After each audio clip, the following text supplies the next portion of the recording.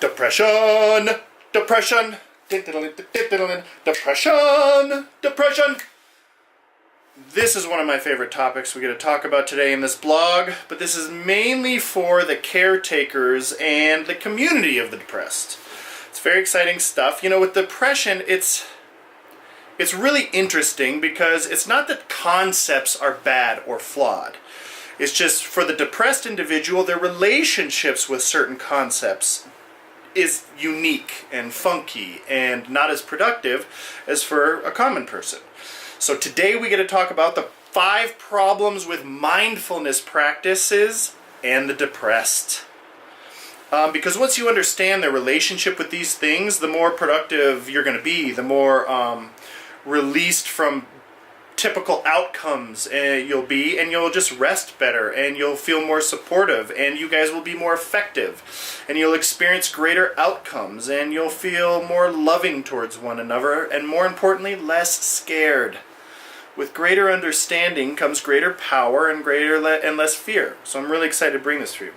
The first thing you have to understand is meditation is problematic for the depressed. You know, the more and more they study depression and the more psychologists find out what is in this, the more we realize, just like addiction, at the heart of depression, it's based on trauma. Do we have genetic components in depression? Sure. Are there brain chemical issues? I don't doubt it, depending upon what level that they're at. But regardless, if we're going to experience change in it, we've got to address and bring light and soothe and release the trauma. Whatever the traumas they are. A quick reminder, you know, what is trauma for you might not be trauma for somebody else. And what isn't trauma for you might be devastating for somebody else. So trauma, abuse is a very nuanced, specific, and individual personal thing with each individual. So when you talk about meditation, getting to that point of stillness, what does a depressed person find in that stillness? Trauma. They become face to face with it. So asking someone to meditate when they're depressed is counterproductive if they don't have the support in finding that trauma, accessing and releasing it. So just be mindful of that. The second one, being positive, suck it. Like, piss right off with that. First of all, more and more studies find that the power of positive thinking only really works 30% of the time.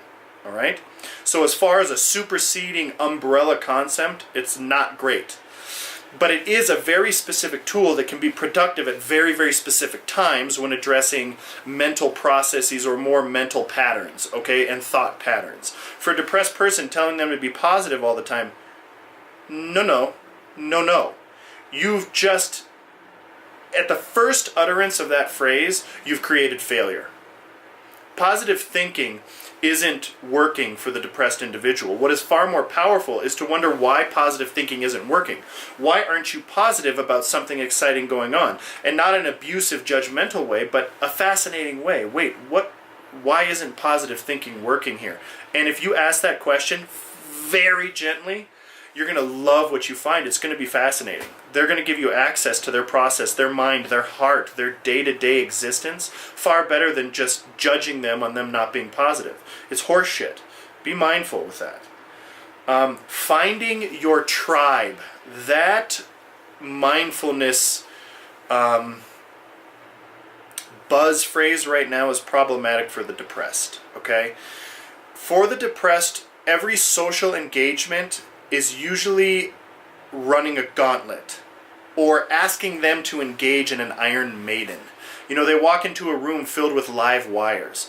They're very sensitive individuals and they pick up so much information, but it's always biting, it's always zapping them because it always comes with a thing of why am I not connecting and meeting this person on their energy level, or why am I not as excited as this particular person, all right? So just finding a tribe is counterproductive because they don't have a tribe anywhere.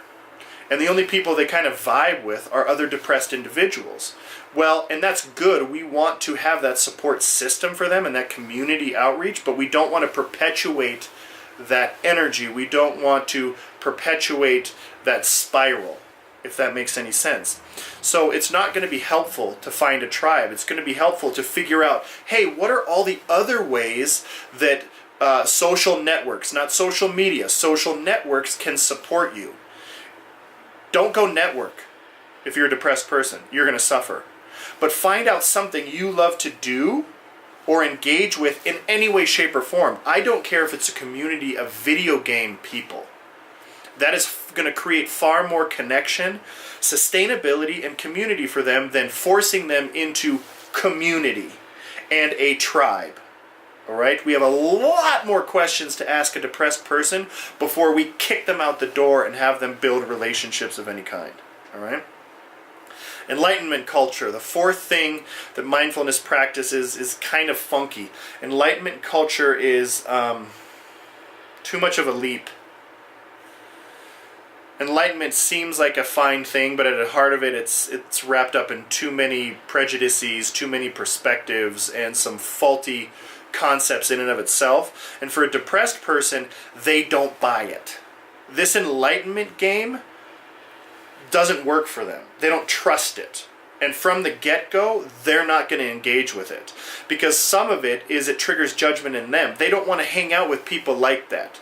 You know, for the depressed people, they see a truth. The truth of their existence must be understood and honored.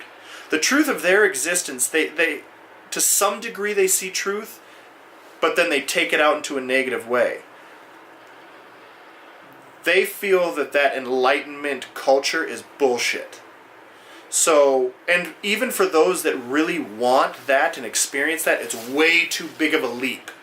We've got to build bridges to far more success points emotionally, spiritually, before you get to any form of enlightenment. So, screw enlightenment for the depressed. It's way too big of a jump.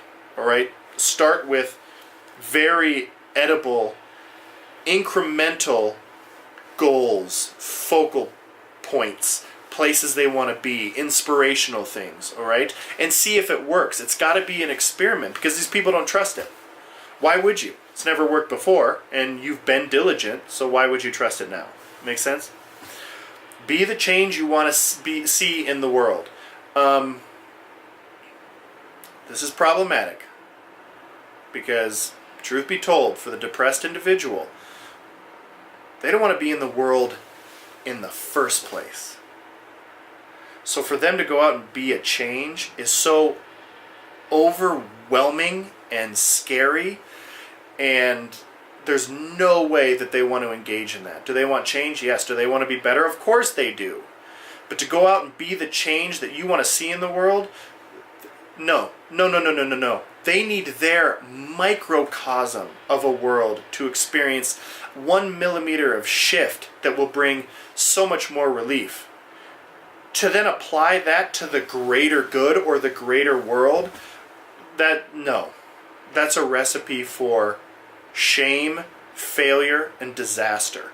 Focus on their world, affecting a tiny little change there. Don't worry about the rest of the world. The rest of the world will take care of itself, okay? For the depressed individual, focus on experiencing change within their microcosm. I hope all this helps. You know, depression is a fascinating thing. The depressed individual, like if you stop and find stillness, look and listen and ask gentle but inquisitive, insightful, and questions that come from a place of love, you are going to be fascinated at what you find in these individuals. It's time to listen. We must do that before we can affect any change. I hope this helps. Enjoy the ride. They're really, really neat people. Bye-bye.